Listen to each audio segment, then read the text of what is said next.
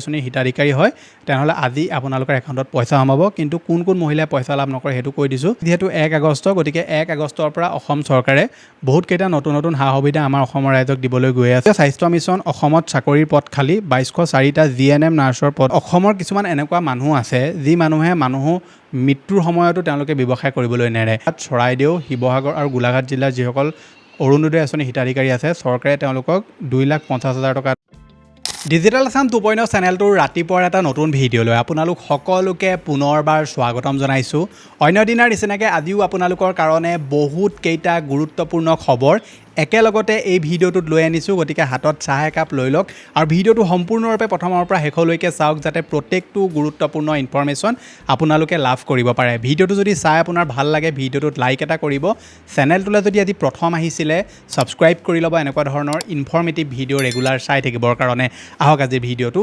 আৰম্ভ কৰোঁ আগবাঢ়িছে আজি প্ৰথমটো খবৰলৈ আৰু প্ৰথমটো খবৰে আহিছে যোৰহাট জিলাৰ প্ৰশাসনৰ তৰফৰ পৰা যোৰহাট জিলাৰ প্ৰশাসনৰ তৰফৰ পৰা এটা গুৰুত্বপূৰ্ণ জাননী জাৰি কৰা হৈছে তাত তেওঁলোকে উল্লেখ কৰিছে যে ইয়াৰ দ্বাৰা যোৰহাট জিলাৰ সমূহ ৰাইজৰ জ্ঞাতাৰ্থে জনোৱা হয় যে শেহতীয়া বানপানীৰ কবলত পৰি যিসকল লোকৰ দুচকীয়া বা চাৰিচকীয়া বাহন বিকল হৈ পৰিছে তেওঁলোকক অতি সোনকালে নিজৰ বাহনসমূহৰ বিতং বিৱৰণ তলত উল্লেখিত আৰ্হিত প্ৰস্তুত কৰি হোৱাটছআপ নম্বৰত প্ৰেৰণ কৰিবলৈ অনুৰোধ জনোৱা হ'ল আৱশ্যকীয় বিৱৰণ আৰ্হিটো আপোনালোকক তলত দি দিছে আপুনি এনেকৈ সম্পূৰ্ণ আৰ্হি এটা বনাব লাগিব বনাই মেলি আপুনি হোৱাটছআপত তেওঁলোকক প্ৰেৰণ কৰিব লাগিব পঞ্জীয়ন মালিকৰ নাম ৰেজিষ্টাৰ্ড অ'নাৰজনৰ নামটো আপোনালোকে লিখিব তাৰপৰা ফোন নম্বৰ লিখিব বাহনৰ পঞ্জীয়ন নম্বৰ লিখিব লগতে শ্ৰেণী লিখিব কেটেগৰী আপুনি লিখিব ব্যক্তিগত নে ব্যৱসায়িক ঠিকনা আপুনি লিখিব লাগিব ডাকঘৰ এড্ৰেছ লিখিব আৰু জিলা আপোনাৰ যোৰহাট হ'ব লাগিব আৰু বিৱৰণ প্ৰেৰণ কৰিবলৈ আপুনি হোৱাটছআপ নম্বৰ 7002132207 নম্বৰটোত আপোনালোকে প্ৰেৰণ কৰি দিব লাগিব আমাৰ অসমৰ বানপানীয়ে এটা কথা শিকাই দিলে যে আমাৰ অসমত যদি কিবা এটা বিপদ হয় আৰু জনসাধাৰণক যদি সহায়ৰ প্ৰয়োজন হয় তেনেহ'লে চৰকাৰে সহায় কৰক নকৰক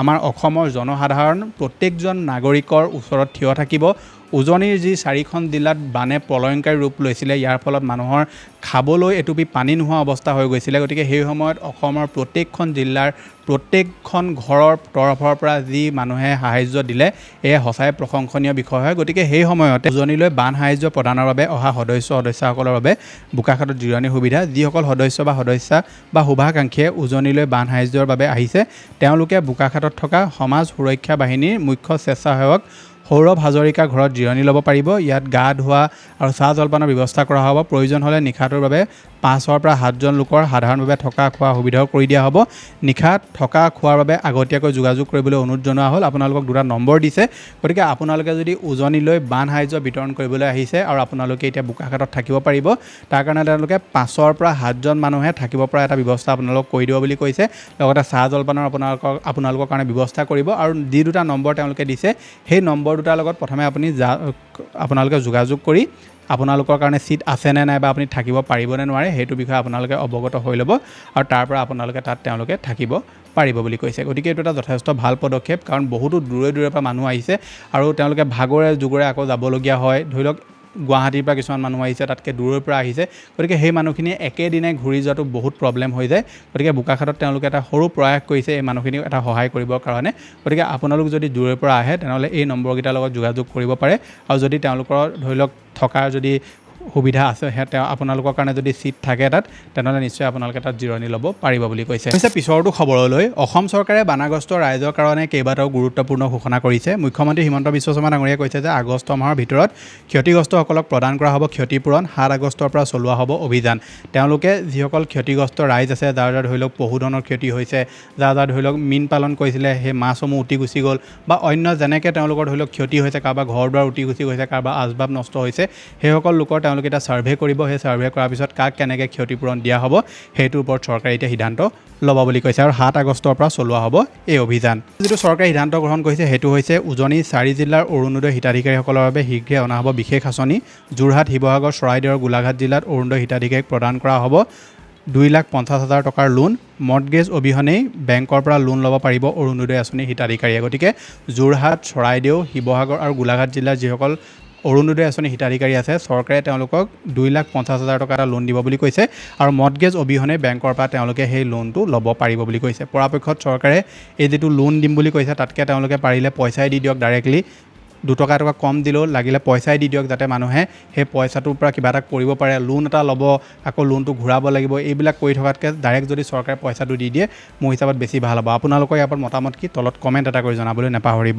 যিটো চৰকাৰে গুৰুত্বপূৰ্ণ সিদ্ধান্ত লৈছে সেইটো হৈছে বানত ক্ষতিগ্ৰস্ত যান বাহনসমূহৰ ইঞ্চুৰেঞ্চক লৈ মুখ্যমন্ত্ৰীৰ ডাঙৰ ঘোষণা। বানত ক্ষতিগ্ৰস্ত যান বাহনসমূহক ইঞ্চুৰেঞ্চ প্ৰদানৰ ব্যৱস্থা কৰা হ'ব। ইঞ্চুৰেঞ্চ প্ৰদানত গাফিলতি কৰিব নোৱাৰিব ইঞ্চুৰেঞ্চ কৰ্তৃপক্ষই।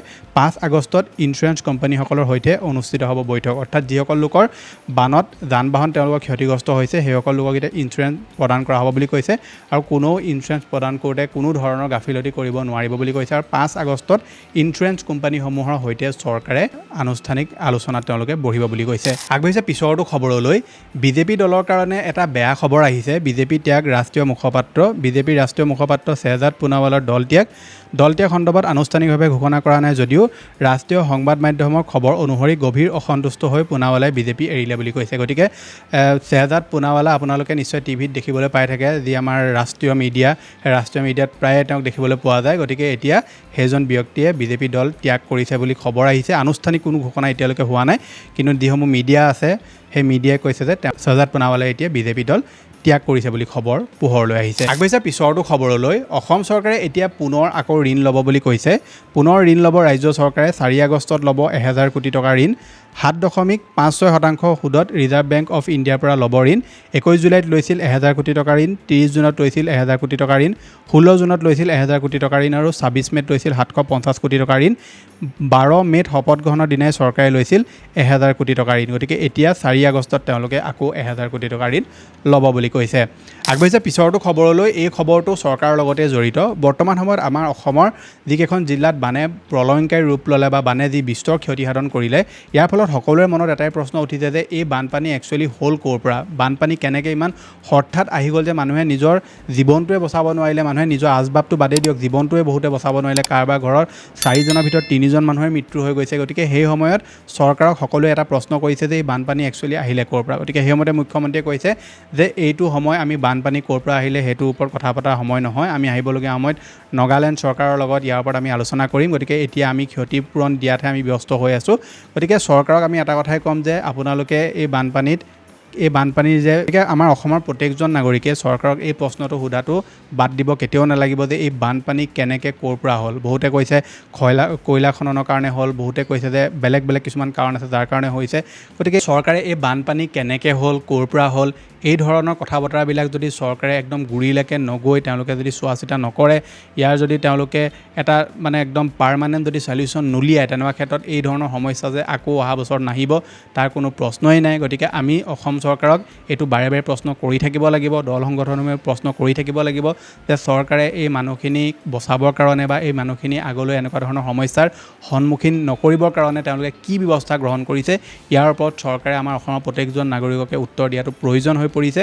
আৰু তেওঁলোকে এতিয়াতো ক্ষতিপূৰণ দি আছে। গতিকে আহিবলগীয়া 2-3 মাহৰ ভিতৰত তেওঁলোকে ইয়াৰ ওপৰত এটা প্ৰপাৰ আনচাৰ অসমক দিয়াটো বহুত বেছি প্ৰয়োজন। নহ'বা এই যি আমি ক্ষতিপূৰণ দেখিলোঁ, এই যি আমি এতিয়া বিস্তৰ ক্ষতিসাধন দেখিবলৈ পাইছোঁ, এয়া যে অহা বছৰত আৰু দুগুণ নহ'ব তাৰ কোনো প্ৰশ্নই নাই। গতিকে আপোনালোকৰ মতামত কি তলত আপুনি কমেণ্ট এটা কৰি জনাবলৈ নাপাহৰিব। পৰটো খবৰলৈ। পতঞ্জলি প্ৰডাক্টবোৰ আপোনালোকে ইউজ কৰে নে নকৰে নিশ্চয় মোক তলত কমেণ্ট এটা কৰি জনাব। মইতো আজি 2-3 বছৰ আগতে পতঞ্জলি বিস্কুট এটা খাইছিলোঁ, খাই ভালেই পালোঁ, কিন্তু পিছত বহুত কিবাকিবি বোলে থাকে আমুক তামুক কিবা শুনিলোঁ, তাৰ পৰা খোৱা বাদ দি দিলোঁ। কিমান সঁচা কিমান মিছা ইমান নাজানো বাৰু সেইবিলাক।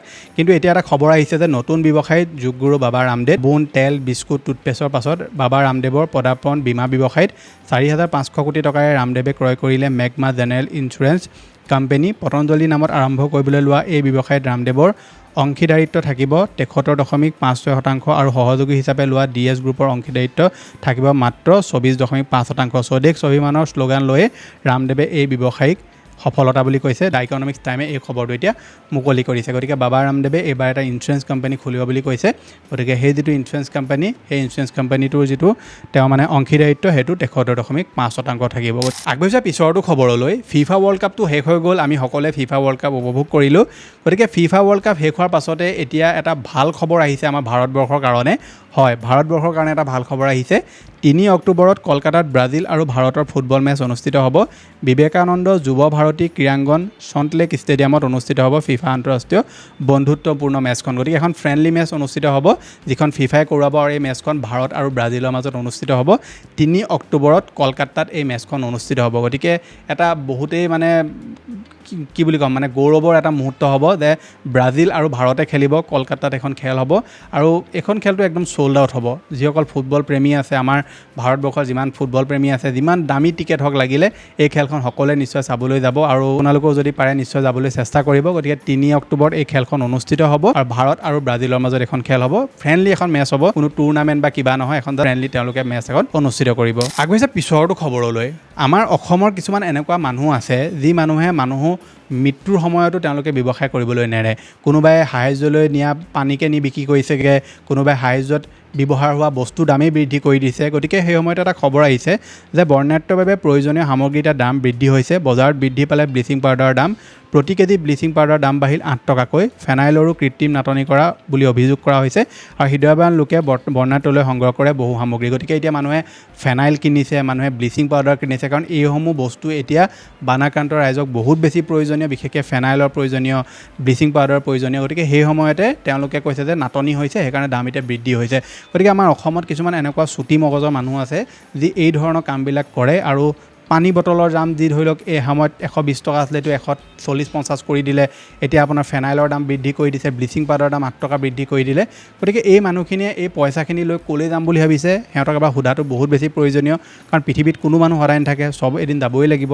গতিকে এই মানুহৰ বিপদৰ সময়ত আপোনালোকেও যদি কোনোবাই ধৰি লওক আপোনাৰ ওচৰলৈ গৈছে যে আমি বান সাহাৰ্য দিবলৈ কাৰণে আপোনাৰ ওচৰৰ পৰা দুটা বস্তু কিনিবলৈ আহিছোঁ, একদম কম লাভত আপুনি পাৰিলে সেই বস্তুটো দিবলৈ চেষ্টা কৰক, বা আপোনালোকে লাভ নোখোৱাকৈও যদি পাৰে দিবলৈ চেষ্টা কৰক। কিন্তু এচাম মানুহে কি কৰিছে, লাভটো বাদেই দিয়ক, দুগুণ লাভ খাই মানুহক বস্তু দিছে, মানে ক'বলৈ ভাষা নাই মানুহখিনিৰ ওপৰত। গতিকে আপোনালোকৰ তাতো যদি এনেকুৱা ধৰণৰ কোনো ব্যৱসায় আছে, আপোনাৰ অঞ্চলত যদি এনেকুৱা ব্যৱসায় আছে, তেনেহ'লে বিশেষ একো কৰাৰ প্ৰয়োজন নাই। অঞ্চলটোৰ মানুহে তেওঁক জাষ্ট বয়কট কৰি দিব। সেই বয়কট কৰাৰ পিছত সেই মানুহজনে তাৰ পৰা এনেও গুচি যাবলৈ বাধ্য হ'ব।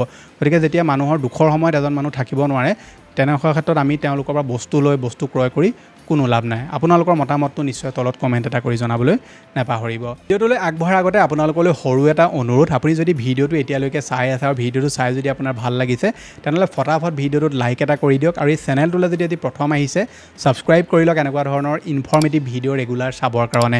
আমাৰ এটা হোৱাটছআপ চেনেলো আছে, যিটো হোৱাটছআপ চেনেলত মই বহুতবিলাক সৰু সুৰা আপডেট দি থাকোঁ, চৰকাৰী আঁচনিৰ পৰা আৰম্ভ কৰি চৰকাৰী স্কলাৰশ্বিপে হওক বা চৰকাৰী চাকৰিয়ে হওক, বা যিকোনো ধৰণৰ আপোনাৰ প্ৰয়োজনীয় নথিপত্ৰ, পেন, আধাৰ, ভোটাৰ, এক্সচেঞ্জ কাৰ্ড, এইবিলাক যদি আপুনি আমাৰ থ্ৰু দি এপ্লাই কৰিব বিচাৰে, তেনেহ'লে আমাৰ হোৱাটছআপ চেনেলটো জইন কৰি ল'ব। লিংকটো মই ডেছক্ৰিপশ্যনত দি থোৱা আছে, সোনকালে ফ্ৰীতে জইন কৰি ল'ব। অৱশ্যে পিছৰটো খবৰলৈ। ৰাষ্ট্ৰীয় স্বাস্থ্য মিছন অসমত চাকৰিৰ পদ খালী, 2204টা GNM নাৰ্ছৰ পদত বিভাগে এতিয়া নিযুক্তি দিব বুলি কৈছে। এডুকেশ্যন কোৱালিফিকেশ্যন আপোনাৰ কিমান লাগিব সেইটো কৈ দিওঁ। BSc নাৰ্ছিং বা GNM কোৰ্চ কৰা আপুনি হ'ব লাগিব, আৰু ৰেকগনাইজ আপোনালোকে ইনষ্টিটিউটৰ পৰা পাছ কৰা হ'ব লাগিব। খালী পদৰ সংখ্যা হৈছে 2204টা। গতিকে ইয়াৰ আবেদন প্ৰক্ৰিয়া 1 তাৰিখৰ পৰা আৰম্ভ হ'ব। 1 আগষ্টৰ পৰা 15 আগষ্টলৈকে এপ্লাই প্ৰক্ৰিয়া আৰম্ভ হ'ব, আৰু 15 আগষ্ট তাৰিখে ৰাতি 11:59 খোলা থাকিব। তাৰ পৰা আপোনালোকে এপ্লাই কৰিব নোৱাৰিব। গতিকে আপোনালোক যদি এই পদৰ কাৰণে যোগ্য হয়, আপুনি যদি নাৰ্ছিং কৰি থোৱা আছে, কোৰ্চ কৰি থৈছে, তেনেহ'লে আপুনি এপ্লাই কৰিব পাৰিব। আমাৰ যিসমূহ চিকিৎসালয় আছে, বিশেষকৈ যিবিলাক প্ৰাইভেট চিকিৎসালয়, নাৰ্ছিং হোম, এইবিলাকত এটা আমি বস্তু দেখিবলৈ পাওঁ যে যেতিয়া মানুহ এজনৰ মৃত্যু হয়, তেওঁলোকে সেই মৃত্যু হোৱা ব্যক্তিজনৰ যিটো মৃতদেহ সেইটো তেওঁলোকে উলিয়াই আনিবলৈ তেতিয়ালৈকে নিদিয়ে যেতিয়ালৈকে সেই মানুহঘৰে পইচা পে' নকৰে। গতিকে সময়তে এটা খবৰ আহিছে যে টকাৰ অভাৱত চিকিৎসালয়ৰ পৰা স্বামীৰ মৃতদেহ নিব নোৱাৰি। এগৰাকী মহিলাৰ মুখ্যমন্ত্ৰীলৈ তেওঁ এখন পত্ৰ লিখিছে, আপোনালোকক মই দি দিছোঁ, আপোনালোকে চাব পাৰে। তেওঁ মুখ্যমন্ত্ৰীৰ পৰা সহায় বিচাৰিছে যে তেওঁ দুজনী সৰু ছোৱালী আছিলে, আৰু তেওঁ স্বামী মৃত্যু হোৱাৰ পিছত তেওঁ এতিয়া উপাৰ্জনকাৰী কোনো নাই, কিন্তু মৃতদেহটো উভতাই দিয়া নাই। গতিকে সেইকাৰণে মুখ্যমন্ত্ৰীলৈ এখন চিঠি লিখিছে। গতিকে কেনেকুৱা অসহায় এটা মানে পৰিস্থিতি মানুহে সন্মুখীন কৰিবলগীয়া ভাবি চাওক, যে নিজৰ স্বামীক এখন হস্পিটেলৰ পৰা উলিয়াই আনিব পৰা নাই, তাৰ কাৰণে মুখ্যমন্ত্ৰীলৈ চিঠি লিখিছে। গতিকে মানুহ যে কেতিয়াবা অসুৰৰ ৰূপ লৈ এনেকুৱা ধৰণৰ পৰিস্থিতিয়ে কৈ দিয়ে যে মানুহ কেতিয়া ধৰি লওক অসুৰৰ ৰূপ লৈ মানুহে কি পৰিস্থিতিত কেনেকুৱা ধৰণৰ ডিচিশ্যন ল'ব লাগে সেইবোৰ নাজানে। হয়, কিছুমান ৰুল ৰেগুলেশ্যন থাকে, কিন্তু এজন যেতিয়া মানুহ এই পৃথিৱীত নাথাকেই, সেই মানুহজনৰ যিটো মৃতদেহ এটলিষ্ট সেইটোতো উলিয়াই দিব লাগে, যাতে তেওঁলোকে শেষৰ কামখিনি যাতে কৰিব পাৰে। গতিকে মুখ্যমন্ত্ৰীয়ে ইয়াত হস্তক্ষেপ কৰিব লাগে আৰু আমাৰ অসমত এটা নিয়ম আনিব লাগে যে যিসকল দুখীয়া দৰিদ্ৰ লোক আছে তেওঁলোকৰ ঘৰত যদি এনেকুৱা ধৰণৰ পৰিৱেশ হয়, এটলিষ্ট সেই মানুহখিনিয়ে যাতে শেষ মুহূৰ্তত কোনো ধৰণৰ হাৰাশাস্তিৰ সন্মুখীন হ'বলগীয়া নহয়, তাৰ কাৰণে চৰকাৰে এখন আইন অনা বহুত বেছি প্ৰয়োজনীয়। আগবাঢ়িছোঁ যি শেষৰ কেইটামান গুৰুত্বপূৰ্ণ খবৰলৈ। আজি যিহেতু 1 আগষ্ট, গতিকে 1 আগষ্টৰ পৰা অসম চৰকাৰে বহুতকেইটা নতুন নতুন সা সুবিধা আমাৰ অসমৰ ৰাইজক দিবলৈ গৈ আছে। লগতে আমাৰ দেশতো বহুতবিলাক নীতি নিয়ম এতিয়া সলনি হ'ব। কি হয় সমূহ নীতি নিয়ম, কি আপোনালোকে সা সুবিধাৰ পৰা চৰকাৰ কি সা সুবিধা আপুনি চৰকাৰৰ পৰা লাভ কৰিব, আটাইসমূহ আপোনালোকে এতিয়া খবৰ জানিবলৈ পাব। এতিয়া প্ৰথমে আমি চাই লওঁ যে কি আপোনালোকে নীতি নিয়ম সলনি হোৱা দেখিবলৈ পাব। প্ৰথমটো হৈছে যে 1 আগষ্টৰ পৰা এতিয়াৰ পৰা যিসকলে ধৰি লওক মিঠাই বনায় বা যাক ধৰি লওক ব্যৱসায়ৰ কাৰণে চুগাৰৰ প্ৰয়োজন থাকে, তেওঁলোকে ধৰি লওক কিবা মিঠাই জাতীয় বস্তু বনায় য'ত তেওঁলোকক বহুত বেছি চুগাৰৰ প্ৰয়োজন হয়, সেইসকল লোকে এতিয়া এটা লিমিটতে তেওঁলোকে চুগাৰ ষ্টক কৰিব পাৰিব, মানে চেনি ষ্টক কৰি ৰাখিব পাৰিব। সেই ব্যৱসায়ীসকলে 20 নৱেম্বৰ 30 নৱেম্বৰলৈকে চৰকাৰে এটা লিমিট বান্ধি দিব তেওঁলোকে সেই লিমিটতকৈ যদি ওপৰত চুগাৰ ষ্টক কৰে তেনেহ'লে তেওঁলোকৰ ওপৰত একশ্যন লোৱা হ'ব বুলি কৈছে। আৰু এই নিয়মটো চৰকাৰে এইকাৰণেই বান্ধিছে যে কিছুমান মানুহ এনেকুৱা আছে যে তেওঁলোকে ব্যৱসায়ৰ কাৰণে চেনি অভাৰেই ষ্টক কৰি ৰাখি লয়, যাৰ কাৰণে চেনিৰ মূল্য বৃদ্ধি হৈ যায়গৈ আৰু চেনি মাৰ্কেটত নোহোৱা হৈ যায়। গতিকে সেইকাৰণে তেওঁলোকক এটা লিমিট দিব, সেই লিমিটৰ ভিতৰতে তেওঁলোকে চুগাৰ ষ্টক কৰিব পাৰিব আৰু 30 নৱেম্বৰলৈকে এই নিয়মটো এতিয়া প্ৰযোজ্য হ'ব বুলি কৈছে। তাৰ পিছৰ যিটো আপোনালোকে নীতি নিয়মৰ সলনি হোৱা দেখিবলৈ পাব সেইটো হৈছে স্পীড পোষ্টৰ ক্ষেত্ৰত। এতিয়া স্পীড পোষ্টত আপোনালোকে যিবিলাক বস্তু পঠিয়ায় তেওঁলোকে কিছুমান কেটেগৰী কৰি দিব যে কোনটো আপোনালোকৰ বস্তু ধৰি লওক পাৰ্চেলত আহিব, সেইটো বস্তু আপুনি স্পীড পোষ্টত পঠিয়াব, সেইটো যিটো ৱেইট আছে সেই ৱেইটটোৰ ওপৰত ডিপেণ্ড কৰিব যে আপুনি এতিয়া কিমান পইচা পে' কৰিব লাগিব। আপুনি যদি কিবা নথি পত্ৰ পঠিয়ায় তেনেহ'লে একদম কম মূল্যত আপোনালোকে এতিয়া পঠিয়াব পাৰিব বুলি কৈছে। ওজন থকা যদি আপুনি বস্তু পঠিয়ায় তেনেহ'লে সেই বস্তুটোৰ আপোনালোকৰ ওজন কিমান হ'ব সেইটো হিচাপত কেটেগৰী মিলাইহে তেওঁলোকে আপোনালোকৰ যিটো পইচা সেই পইচাটো এতিয়া নিৰ্ধাৰণ কৰিব বুলি কৈছে। আগত যেনেকৈ আপুনি স্পীড পোষ্ট পঠিয়ালে আপোনাৰ সকলোতে একে ধৰি লওক আপোনালোকে পইচা দিব লাগে, তেনেকুৱা নহ'ব। এতিয়া ৱেইটৰ হিচাপত তেওঁলোকে পইচা ল'ব আৰু য'ত কম ৱেইট হ'ব তাত একদম আপুনি কম মূল্য দিব লাগিব বুলি কৈছে। 1 আগষ্টৰ পৰা আপোনালোকে বহুতবিলাক বস্তুৰ দাম বৃদ্ধি হোৱা দেখিবলৈ পাব পাৰে। তেল চাবোনৰ পৰা আৰম্ভ কৰি ইলেক্ট্ৰনিক যিবিলাক device, mobile phone, TV, computer, laptop, লগতে আপোনাৰ ফ্ৰিজ, ৱাশ্বিং মেচিন, এইবিলাকত আপোনালোকে 4 পৰা 5% দাম বৃদ্ধি হোৱা দেখিবলৈ পোৱাৰ সম্ভাৱনা আছে। যিহেতু মই ভিডিঅ'টো ৰাতিপুৱা বনাইছোঁ, আপুনি দিনটোৰ আগলৈ ইয়াৰ বিষয়ে আৰু সবিশেষ জানিবলৈ পাৰিব।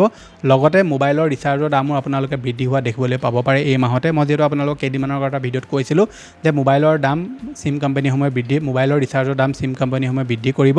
গতিকে সেই সময়তে এয়াৰটেল, ভোডাফোন, জিঅ' এইবিলাকে আপোনালোকৰ ৰিচাৰ্জৰ দামসমূহ এই মাহতে বৃদ্ধি কৰাৰ সম্ভাৱনা আছে। পিছৰটো খবৰলৈ, আজি যিহেতু 1 আগষ্ট, গতিকে অসম চৰকাৰে অৰুণোদয় আঁচনিৰ যিটো পইচা এই পইচাটো আজি মুকলি কৰিব। প্ৰথমে তেওঁলোকে 3 আগষ্ট তাৰিখে মুকলি কৰিব বুলি কৈছিলে, কিন্তু বানাক্ৰান্ত ৰাইজৰ কাৰণে তেওঁলোকে পইচাটো আগতীয়াকৈ মুকলি কৰিছে আৰু 2500কৈ টকা তেওঁলোকে এতিয়া চৰাইদেউ, গোলাঘাট, শিৱসাগৰ আৰু শিৱসাগৰৰ যিসকল হিতাধিকাৰী আছে তেওঁলোকক প্ৰদান কৰিব। লগতে বাকী যিসমূহ জিলাৰ মহিলা আছে তেওঁলোকক 1100কৈ টকা চৰকাৰে প্ৰদান কৰিব বুলি কৈছে। গতিকে আপুনি যদি অৰুণোদয় আঁচনিৰ হিতাধিকাৰী হয় তেনেহ'লে আজি আপোনালোকৰ একাউণ্টত পইচা সোমাব। কিন্তু কোন মহিলাই পইচা লাভ নকৰে সেইটো কৈ দিছোঁ। যাৰ বেংক আৰু আধাৰ কাৰ্ড লিংক হৈ থকা নাই তেওঁলোকে পইচা লাভ নকৰিব।